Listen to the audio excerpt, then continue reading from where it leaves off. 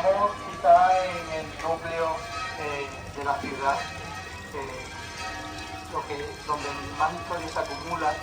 El eje, además de las 4 puertas que hemos hablado antes, está justo aquí en el centro de la plaza. Es decir, que Marbella es una ciudad regular. Se tiende a creer que las ciudades andalusíes eran unas ciudades desordenadas, nada más lejos de la realidad. Las ciudades andalusíes tenían su planificación urbana, después sí que se daba la espontaneidad en la construcción de las viviendas y no se seguía una regla rígida en cuanto a la alineación de las calles, pero las ciudades tenían un urbanismo perfectamente reconocible. Y eso nos está hablando de la posibilidad de que los musulmanes, cuando llegaron aquí a Marbella, aprovecharan una ciudad casi romana, casi construida, o al menos planificada, y la aprovecharon.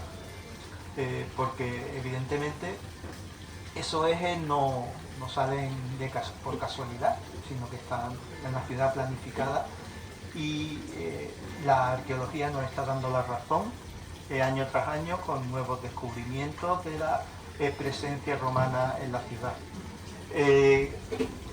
Ahora imaginaros, volvemos al siglo XV, imaginaros que la plaza no existe, la calle Nueva no existe, eso fueron intervenciones posteriores, ya a principios del siglo XVI, y que la iglesia de Santiago era otra mezquita, como así nos demuestra esa extraña alineación que tiene. Este es el eje que decía yo, que está alineada hacia el sureste, está alineada hacia la Meca, es una mezquita, claramente.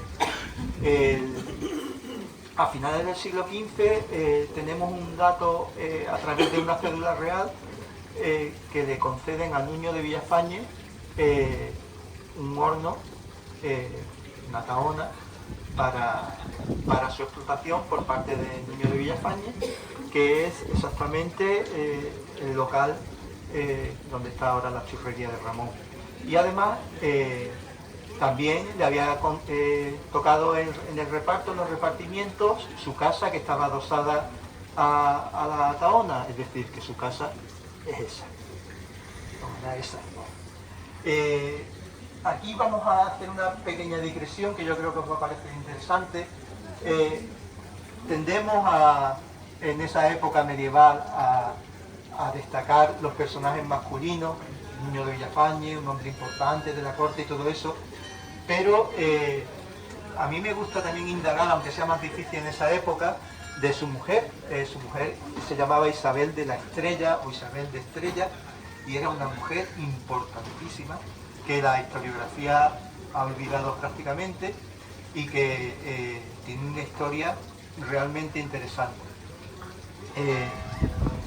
Nuño de Villafañe murió en torno a 1493 y más o menos, porque en 1496 ya Isabel de Estrella aparecía como viuda, pero se casa con Juan del Campo. Juan del Campo era continuo del rey Fernando, es decir, que esta mujer no se casaba con cualquiera, era una mujer con muchísimo poder. Este Juan del Campo vino enviado probablemente a sustituir a Nuño de Villafañe. Era un corregidor que el rey lo mandaba a distintas ciudades y lo mandó aquí a Marbella. Bien, con Isabel de Estrella tuvo otro hijo que se llamaba Sancho del Campo, pero los hijos de Nuño de Villafañe, vamos a destacar una de las hijas que se llamaba Francisca de Villafañe. Pues esta Francisca de Villafañe estaba casada con Diego de Mendoza. Bien, ahora vamos a hacer una especie de digresión sobre este tema. Diego de Mendoza era hermano de Pedro de Mendoza. ¿Y quién era Pedro de Mendoza? Pedro de Mendoza era el adelantado que mandó el rey Carlos V a conquistar la ruta de La Plata, de Buenos Aires.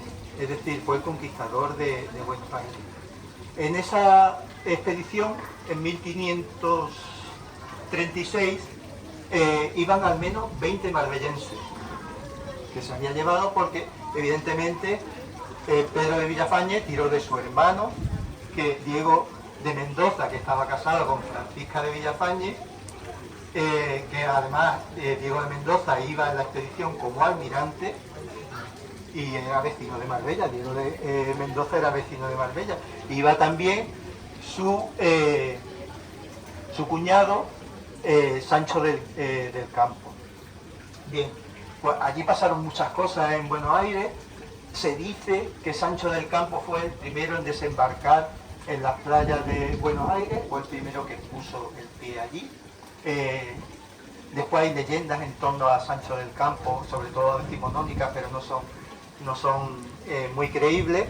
Y este Diego de Mendoza, en una trifulca, una refriega que tuvieron con los indios que eran 10, falleció en esa batalla y dejó a Francisca de Villafañe viuda, pero con una cantidad impresionante de propiedades. Y Sancho del Campo sobrevivió porque tenemos referencia de él años después. Es decir, que estamos hablando de que aquí, en todo este entorno tan pequeño de esta ciudad pequeña, pero también habitada, pues teníamos una presencia en la historia de la conquista de Sudamérica bastante importante, que es un hecho que se ha relatado algunas veces. Las menciones a Marbella son muy escasas, pero que nos parece de gran importancia. Todo esto engrandece la figura de Isabel de la Estrella. Yo estoy investigando, estoy luchando por conseguir más datos de ella, sobre todo su genealogía, porque entiendo que esta mujer tenía propiedades en Sevilla, tenía propiedades en Jimena, las propiedades de Francisca Villafañe adquirió propiedades porque los Mendoza eran de Guadix, tenían propiedades de Guadix, compraban los ganados, los compraban por miles. Hay una referencia de comprar mil cabras. Eso no estaba al alcance de cualquiera entonces, comprar 1000 cabras. Eran personas de lo más importante de la ciudad y que nos indica cómo esa historia que empezó con Nuño de Villafañe, que vino aquí enviado por el rey Fernando, cómo se transforma en una gran historia, porque a mí me parece que esta historia está para contarla y para investigarla, que se ha investigado poco, así que si aquí hay algún historiador que le interese esta época, pues está todavía por indagar. Me parece interesantísimo. Bien, hecha esta digresión, volvemos a la Tahona andalusí. Era una Tahona andalusí porque evidentemente era de los bienes que se quedaron para los reyes católicos y se los cedieron después a Nuño de Villafañe. Y era un horno de polla. Un horno de polla, en Marbella había 3 o 4 hornos de polla, y eran hornos donde los vecinos podían llevar su grano para que le hornearan el pan, y a cambio de un porcentaje del grano que traían, que se lo daban al molinero, y entonces eso nos está hablando de la riqueza que acumulaban rápidamente estos molineros, porque entonces el pan era básico en la alimentación de la época, era algo fundamental en la vida. La primera referencia que tenemos del horno y de la casa hablan que estaba en la calle del Concejo, es decir, que a finales del siglo XV, ya entre 1496 y 1500, ya o estaba construido o se estaba construyendo el concejo, y la plaza había empezado a configurarse a partir de 1493. ¿Cómo se configuraba? Pues demoliendo. Tenemos referencias que ahí donde está la figurita de la Navidad, ahí había casas que fueron demolidas para empezar a darle una forma rectangular a la plaza, es decir, que de un entramado de calles se empieza a planificar el urbanismo cristiano, donde era muy importante la plaza pública, que concentraba todo el poder, menos el religioso, todo el poder civil en la plaza. En esta plaza estaban los elementos más importantes. Justo aquí estaba el pósito o la alhóndiga. También junto al pósito había un mesón. Estaban los escritorios de los escribanos. enfrente el cabildo era cabildo típico castellano, cabildo abierto, de ahí el arco del ayuntamiento antiguo, eso estaba abierto porque